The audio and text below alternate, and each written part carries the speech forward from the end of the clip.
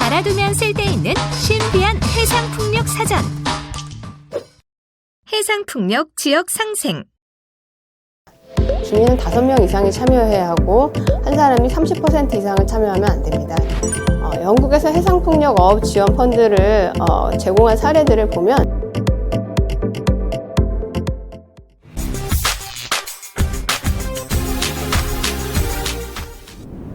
네, 안녕하세요.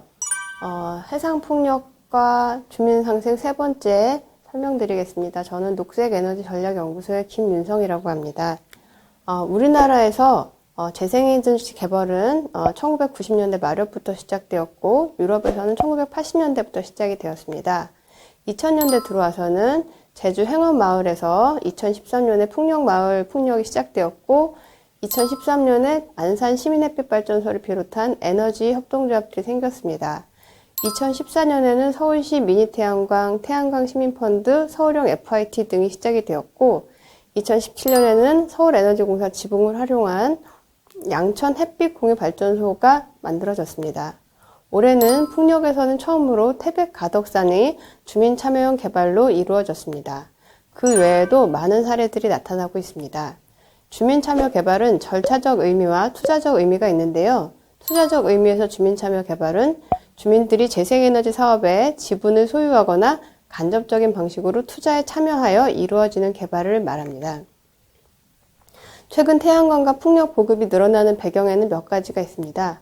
먼저 2011년에 후쿠시마 사고가 있었습니다. 그리고 2017년에는 우리나라 정부가 2030년까지 발전량의 20%를 재생에너지로 비중을 확대한다는 3020 계획을 발표했습니다. 2018년에는 주민참여형 개발에서 지분 참여형뿐만 아니라 펀드 채권형까지 인정하게 되었습니다. 한편 주민 대표성을 지니지 못한 요식행위형 주민참여 사업도 나타나고 있어서 또 이에 대한 시정도 필요합니다. 주민참여형 재생에너지 개발 현황은 2020년 6월에는 22건이었던 것이 2021년 5월 기준으로 51건으로 늘어났습니다. 대규모 사업들도 많이 늘어나고 있고요. 지자체가 주도하는 해상풍력 사업들도 주민 참여형으로 추진 중입니다. 한편 취지에 맞는 제도로 운영될 수 있도록 보완 개선하는 노력도 필요합니다. 예를 들면 소규모 주민 참여형 개발과 대규모 개발의 상생, 또 많은 주민의 참여를 유도하는 방안들이 필요합니다.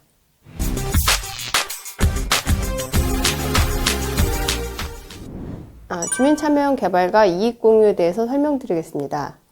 주민 참여형 개발은 현재는 지역 주민이 재생에너지 투자에 금전적으로 참여하여 이윤의 일부를 나누는 개발을 의미합니다. 그러나 보다 절차적인 의미가 추가되어 지역 주민이 재생에너지 개발 계획과 운영에 참여하여 금전적, 비금전적 이익을 다수의 공동체 구성원과 공유하는 개발을 의미하는 것으로 확대될 필요가 있습니다. 보상과의 차이는 보상은 개발 예산에서 지출이 되는 반면에 이익 공유는 사업 이익 계정에서 지출된다는 차이가 있습니다. 뒤에서 다시 둘의 차이를 설명드리겠습니다.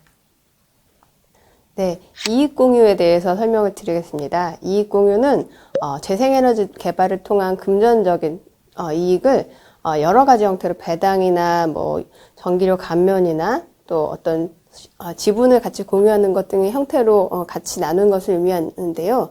주민 참여형 개발은 그러니까 이익 공유 하나라고 볼 수가 있고 그 중에서도 좀 적극적인 형태, 즉 주민들이 직접 투자에 참여하는 적극적인 행위가 들어가는 것을 주민 참여형 개발이라고 얘기한다 볼 수 있습니다. 월드뱅크 같은 경우에는 재생에너지 개발을 위해 직간접적인 영향을 받는 공동체의 이익을 보다 공평하게 또 명확하게 또 최대화하여 나누려는 노력이라고 정의를 하고 있습니다. 보다 포용적이고 지속 가능한 개발을 한다는 의미이겠지요. 네, 말씀드린 것처럼 월드뱅크에서는 풍력 발전으로부터 직간접적인 영향을 받는 공동체에 또 지역사회에 혜택을 식별하고 극대화하고 공평하게 나누려는 노력을 의미하는 것이고요. 보상과는 별개로 인식하고 있습니다. 영국 정부 같은 경우에도 풍력 프로젝트가 진행되는 지역사회에 어떤 여러 가지 경제 에너지 혜택을 넘어서는 실질적인 사례를 주는 것이라고 정의하고 있고요. 또 풍력 개발이 많은 스코틀랜드 같은 경우에는 풍력 프로젝트에서 인허가 절차에서 반드시 지급해야 되는 보상 같은 것들 이외에 자발적으로 사업자가 커뮤니티에 제공하는 여러 가지 혜택들, 그리고 이것은 역시 피해 보상과는 상관이 없습니다. 즉, 두 가지가 중요한데요. 이익 공유는 사업자가 자발적으로 하는 것이고 보상과는 구분이 된다는 것입니다.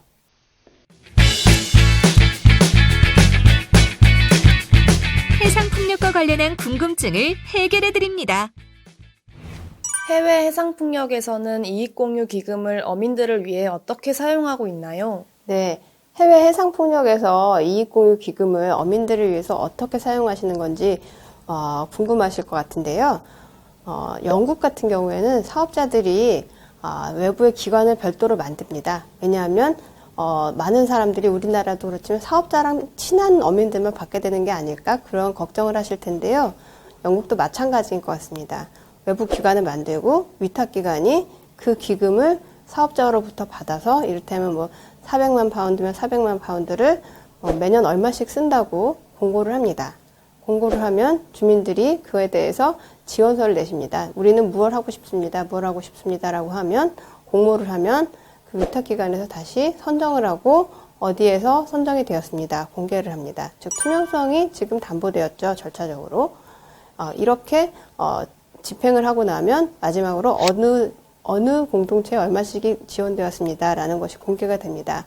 그리고 그 내용들은 어민들이 필요하신 것들, 이를테면은 가공 공장을 만드는지 얼음 공장을 만든다든지 하는 것들도 사용할 수 있습니다.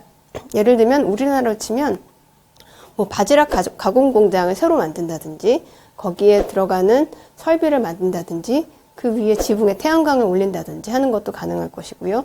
뭐 어선을 현대화한다든지 에너지 효율성을 높이는 어선을 만든다든지 하는 것에도 사용할 수 있을 것입니다. 예를 들어 100메가 규모로 단지를 설계하면 얼마만큼의 금액이 지자체에 들어오나요? 이 금액을 주민에게 기금으로 혜택을 돌려줄 수는 없나요? 네, 어느 정도의 개발이 이익을 갖고 오는지 궁금하실 텐데요.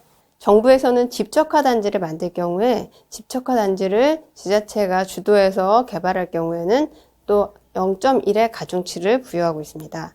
예를 들어서 100메가와트의 해상풍력을 개발한다면 얼마가 나올지 궁금하실 텐데요. 이때는 저희들은 이렇게 이용률이라는 것으로 얘기를 합니다. 해상풍력 같은 경우에는 유럽에서는 북해에서는 60%까지도 이용률이 나옵니다.